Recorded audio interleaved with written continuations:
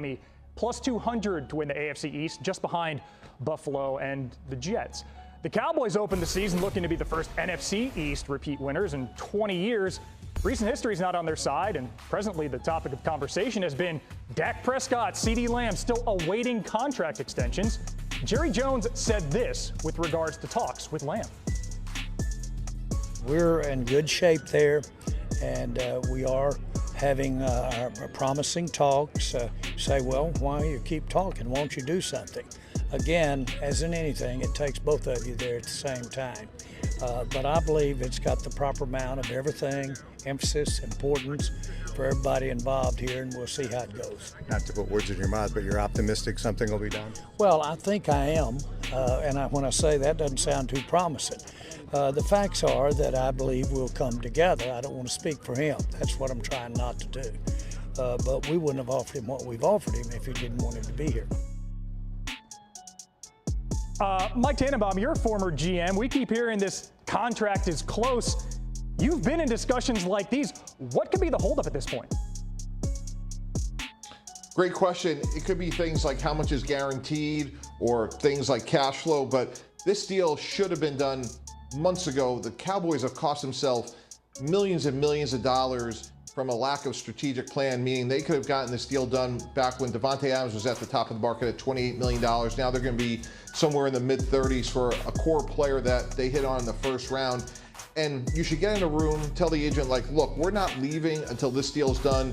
Maybe the agent wins on 3-year cash, the club wins on 5-year cash. There's enough ways to get this deal done. This is a very defined market from Amon-Ra St. Brown to Jalen Waddle to Tyreek Hill, all the way up to Justin Jefferson. Of all the issues that are out there in the NFL, this is the one that should be the most solvable and easiest to get done. And we keep seeing the price go up also at quarterback. Dak Prescott in a similar scenario. Jerry Jones had an interesting response about talks with his QB.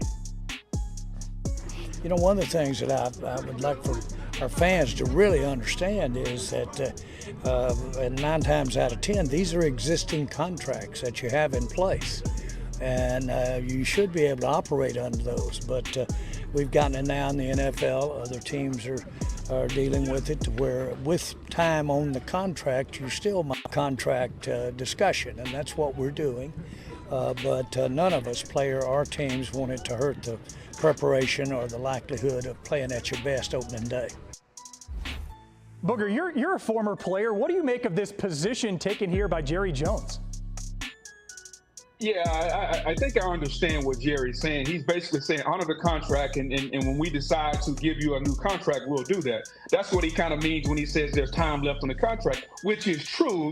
But in this NFL, and Mike T can definitely speak to this, you don't let your franchise quarterback, who you think is going to be your quarterback for a long time, get to the last year of his deal, because that's almost saying he's a lame duck quarterback. Oh, by the way, you have a lame duck head coach. So Jerry is doing what he's doing for a particular reason. Why he's doing it, I don't know. And to the CeeDee Lamb of it all, I think I have an idea of why this deal hasn't got done yet, guys. It's because I think CeeDee Lamb and his representation want to be the highest paid wide receiver in football. We know Justin Jefferson is at $35 million a year. And if CeeDee Lamb, and I believe his representation is Tory Dandy, if they feel like they should be the highest paid receiver in football, they want $1 more than Justin Jefferson. And maybe Jerry says, you know what? We're not willing to give you $1 more than Justin Jefferson. As far as Dak Prescott, if I was Dak, I wouldn't sign any contract until after the season is over, because you can then dictate the market and be an unrestricted free agent. They can't tag him. He can hit the open market. And for the first time, maybe ever, that I can remember, we see a top 10 to 12 quarterback on the open market still in his prime. And I think everyone would want to know what Dak Prescott would command. Jeff, Dak led the NFL with touchdowns, 36 of them last season. What do you make of all this? Well, I would just say that, it's most interesting to me hearing Mike Tannenbaum talk about the negotiations, because, like, from my understanding, they're not there yet when it comes to structure or length or average per year. But I'm curious if Mike can answer this. Like, you've been in a room before. How quickly can you get all of those things on the same page? Because to me, it doesn't just feel like it's a situation where, obviously there's a leverage situation here, whether it's a disagreement on how much or how long, but also it feels like a timing situation. I mean, is this the type of thing that could get done in literally 2 hours? Yeah, absolutely, Jeff. And basically, if you really want to get a deal done, you throw out the high in Justin Jefferson, you throw out another deal on the other side, and you split the difference and say $33.5 million over 5 years, and then maybe the player gets a little bit more in the guaranteed money, so both people could leave the room saying, hey, quote unquote, I got what was most important to our side. And yes, it could be done within a couple of hours. Look, the paperwork at this point is pretty perfunctory. So again, this deal should be done. There is a landing spot where both sides could feel good about it. And based on how well he's played and his production, Dallas, to me, again, guys, cost themselves millions of dollars by waiting, knowing that the market was only going to go up at this position in the 2024 offseason. And for on their team, again, one of those deals, this could go down at any minute. Now, perhaps the most peculiar of them all is Jamar Chase. The problem with this one is that Chase has a couple years left on his deal, so it's not like he's moving on free agency after this season in the same way as those previous two wide receivers. The Bengals have made pretty clear that they do not want to do this deal yet. Chase saying otherwise, that you're going to pay me before I play. Again, such an important player, still not on the field, still awaiting a new contract. Let's stay in this division. Aaron Rodgers and the Jets in joint practice with the Giants today following a veteran rest day for the quarterback yesterday. Rodgers saying this Jets camp has been the hardest camp he's had in the last 7 or 8 years of his career.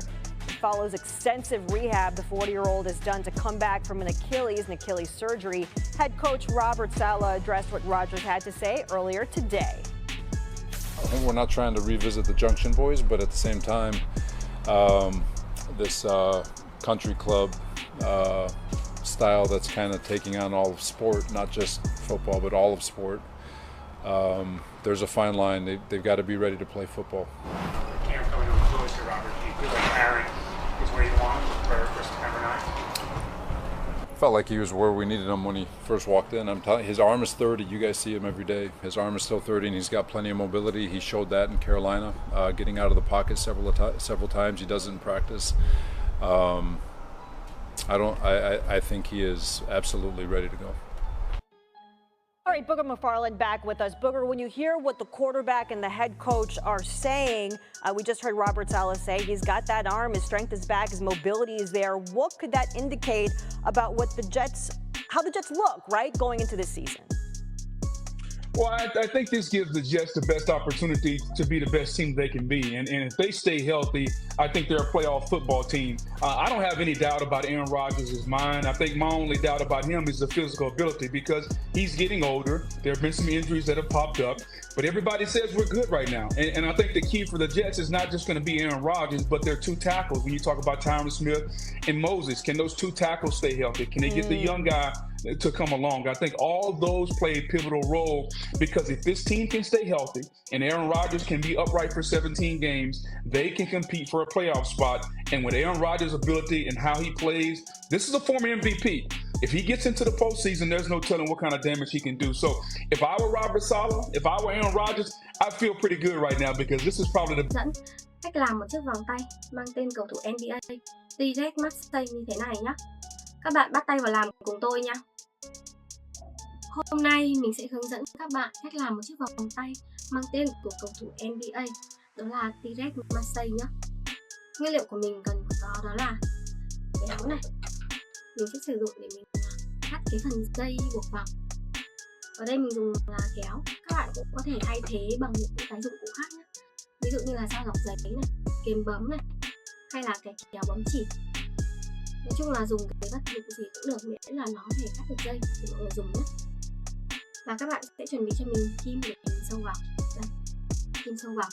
Nó sẽ là một cái loại kim hai đầu đều nhọn, ở giữa sẽ rỗng và nó còn có thể uốn cong được nhé. Đây mình uốn mọi người xem. Nó rất là mềm dẻo. Mình dùng cái kim này để mình sâu vòng nhé. Chứ mình không dùng kim khâu thông thường mình làm. Kim khâu thông thường thì cái chôn kim nó rất là to. Như vậy khi mình luồn qua những cái hạt này, nó sẽ thường nó bị mắc lại, rất là khó để mình sâu được nhé. Rồi, các bạn chuẩn bị cho mình cái phần dây như thế này, dây buộc vào. Ở đây mình dùng là dây cước co giãn. Đây. Mình sử dụng cái phần dây cước co giãn này để mình làm nhé. Ở đây mình dùng là dây cước trong. Các bạn có thể là thay bằng những cái loại dây cước màu sắc và cho nó đẹp cũng được. Xanh đỏ tím vàng gì cũng ok nhé.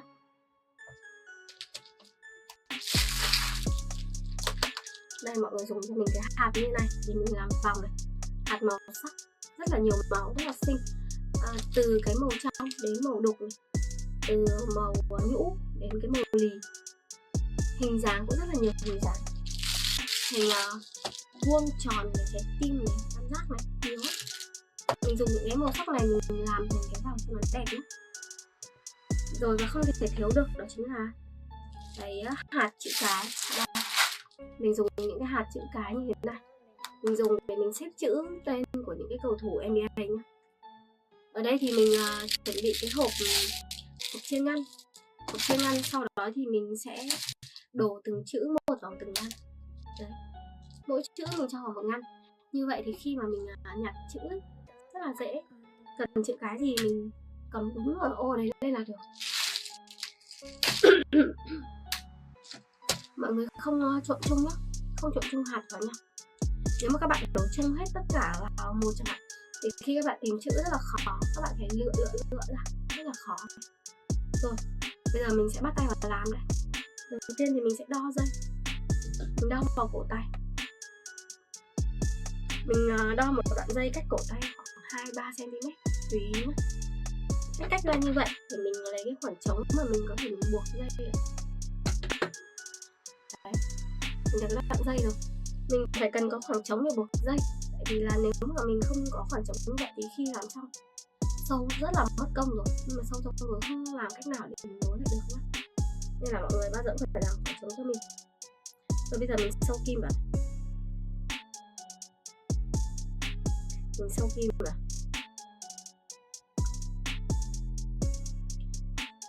Rồi, hôm nay mình sẽ làm cái vòng tay mang tên của cầu thủ đó là CeeDee. Thì mình sẽ xếp theo thứ tự từ dưới, từ cuối chữ mình xếp ngược lên đầu. Bây giờ mình xếp chữ Marseille trước, bắt đầu từ chữ I, E, X, A, M.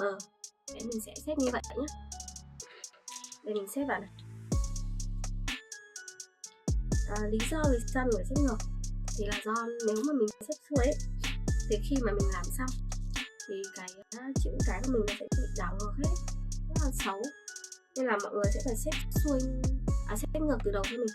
Thì khi mà xếp xong thì nó mới xuôi được. Đấy. Xếp chữ thì nó lại có cái đặc điểm như vậy. Nên là mọi người làm cho chuẩn nhé. Mình tiếp tục mình xếp này. Cứ làm từng chữ một. Và khi xếp thì mọi người chú ý giúp mình nhé, là sẽ phải xếp làm sao cho những cái chữ này nó cùng chiều với nhau. Chứ mọi người sẽ không xếp lẫn lộn chiều ngược chiều xuôi nhé.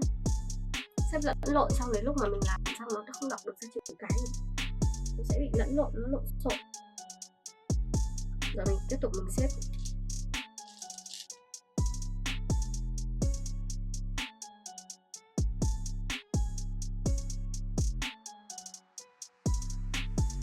Lần lượt cho đến hết. Đây mình được chữ Marseille rồi. Bây giờ mình sẽ xếp hạt, mình phân tách họ và tên ra. Mình không để họ tên nối liền nhau. Mình nối liền nhau nó sẽ chỉ là một chuỗi ký tự thôi, rất là khó đọc. Nên là mình sẽ phải phân tách nó ra. Mọi người có thể là lựa chọn phân tách bằng nhiều hạt hoặc ít hạt. Cái này tùy mọi người.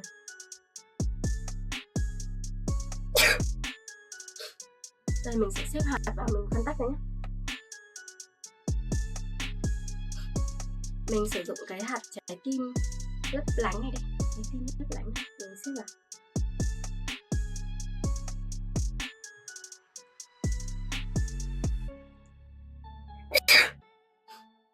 Rồi, mình tiếp tục mình dùng một cái hạt trái tim cũng cùng màu nhé. Mọi người lựa đúng màu cho mình. Đây lúc nãy mình dùng xanh lá cây, giờ cũng xanh lá cây.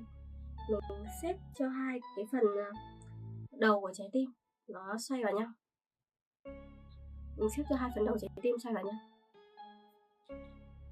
Mình tạo cái hình như thế này.